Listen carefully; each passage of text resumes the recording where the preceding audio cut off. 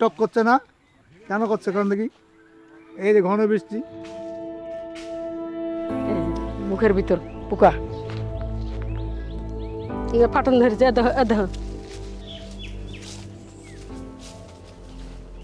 এবারকার লিচু কম আসছে এবং কি ভালো লিচু আসেনি, ফলন আগের থেকে কম আসছে। আমরা এবার লাভ কম পাচ্ছি, মানে এর আগে এবারও লাভ কম পাইছি, এবার আরো বেশি লাভ কম। পহেলা ধর যে হলে কি মুকুল আসলো, খুব রোদ, তাপমাত্রা খুবই রোদ। ওই তাপমাত্রাতে মুকুল রাত পেল না, সবগুলো ঝরে ঝরে পড়ে গেল, একটু জ্বালা থাকতে খুব পুষ্ট হয়নি।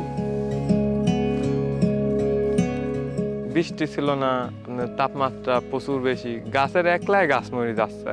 মানে পাতা টাতা এমন অবস্থা যে গাছ একাই না বাঁচা, গাছ নিজেই যদি না বাঁচে তাহলে গাছ কিভাবে ফলে রক্ষা করবে? কদিন পর পর বিষ মারতে আসি। এই যে লেসুতে এই যে মুখের ভিতর পোকা, এই যে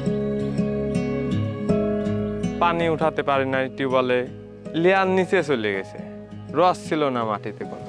এই যে এগুলা রোদের তাপমাত্রায় পুড়ে তারপরে আপনার বৃষ্টিতে ফেটে যায়, এভাবে নষ্ট হয়ে যায়, বাজারজাত করা সম্ভব হয় না।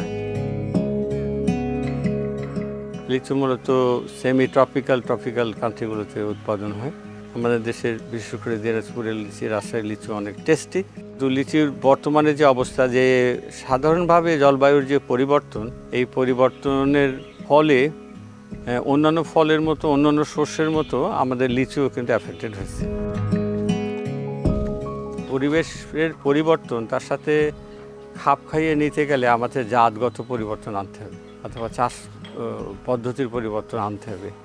যে সমস্ত জাত এই সমস্ত আবহাওয়ার সাথে অভ্যস্ত, ওই রকম জাতের লিচু এখানে নিয়ে আসতে হবে।